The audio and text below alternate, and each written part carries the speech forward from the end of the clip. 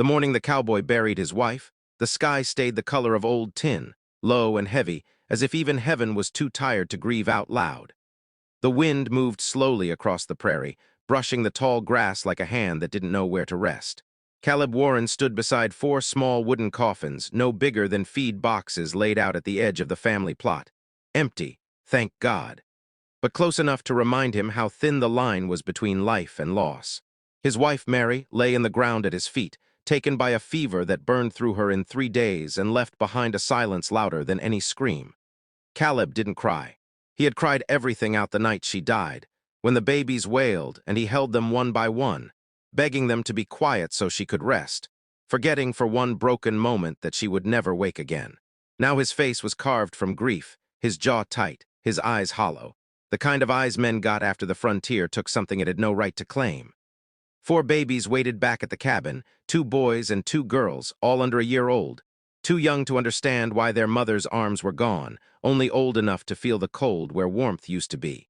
Caleb tipped his hat at the grave, whispered a promise he didn't know how to keep, and turned back toward the long dirt road that led home, each step heavier than the last, because every step forward was a step into a life he had never planned to live alone. The cabin smelled of milk gone sour and smoke that never quite escaped the rafters. Caleb moved through it like a man learning the shape of his own body again, awkward and unsure, stopping every few steps when a baby cried. He had rigged 4 cradles from old apple crates, lined with flour sacks Mary had sewn herself, her stitches still neat and patient, as if she might come back any moment to scold him for letting the fire die too low. He fed them in turns, his big, calloused hands trembling as he held bottles the neighbor woman had helped him prepare before riding back to her own troubles. He changed them clumsily, whispering apologies when they cried too hard, his voice cracking every time one of them made a sound that reminded him of Mary's laugh.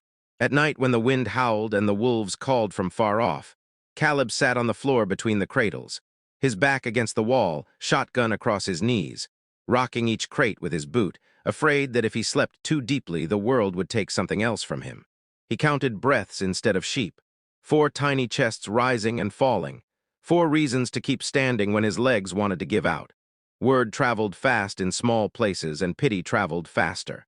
Neighbors stopped by with jars of beans, old blankets, advice he didn't ask for. "You should give 1 or 2 to family," they said gently, eyes flicking to the babies like they were already measuring coffins. "A man can't do this alone." Caleb nodded because nodding was easier than speaking, but inside something hard and stubborn took root. These were his children. Mary had trusted him with them when she pressed them into his arms for the last time, her fingers weak but her eyes fierce. He would not scatter them like seed to be blown away by the wind. Even if it killed him, he would keep them together. Even if it meant learning things no cowboy ever bragged about knowing. How to soothe a colicky child. How to tell one cry from another. How to keep hope alive on nothing but willpower and cold coffee. Days blurred into each other. The ranch work suffered. Fences sagged. The cattle wandered farther than they should have. Caleb worked when the babies slept and slept when his body finally betrayed him, slumping forward with a child on his chest, waking in panic when one cried out. He sold 2 horses to buy supplies and felt like he was selling pieces of himself, but the babies needed milk more than he needed pride. At night, after the last feeding, he sat at the small table Mary used to bake bread on Sundays, staring at the empty spot where she used to knead dough, flour on her nose, humming hymns under her breath. The memory hurt worse than the hunger gnawing at his gut. Some nights he talked to her like she was still there, telling her how strong the babies were, how one of the girls already tried to grab his beard, how one of the boys had a stubborn scowl just like hers. "I'm trying, Mary," he whispered into the quiet. "I swear I am." It was on one of those mornings, when the sky threatened rain but never quite delivered, that Caleb realized the flour bin was empty. He stood there, lid open, staring like the flour might magically appear if he waited long enough. Bread had always been Mary's domain.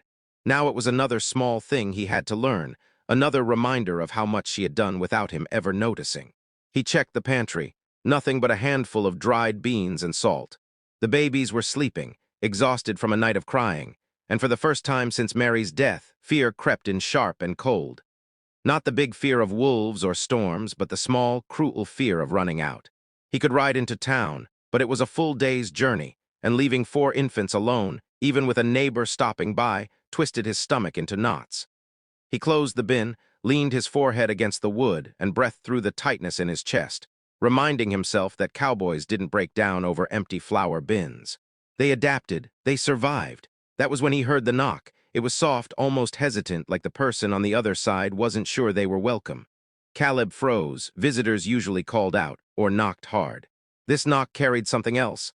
Uncertainty, maybe even fear. He glanced at the cradles, heart pounding, and reached for his hat and shotgun out of habit. When he opened the door, the world shifted in a way he couldn't explain until much later. She stood there, framed by the gray morning, dust on her boots. A simple dress pulled tight against the wind, dark hair pinned back in a style too careful for a woman who'd walked miles. In her hands was a loaf of bread, still warm, wrapped in a clean cloth. Steam rose from it like a promise. Her eyes lifted to his, steady and kind, and for a moment neither of them spoke. Caleb noticed absurd details.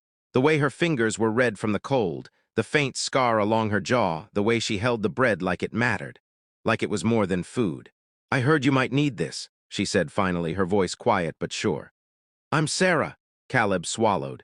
His throat felt too small for words. He nodded once, stepping aside without thinking because something in her presence felt like a hand on his back, steadying him when his knees wanted to buckle. She stepped inside, the warmth of the cabin wrapping around her, and her gaze went immediately to the 4 cradles. She didn't gasp. She didn't pity.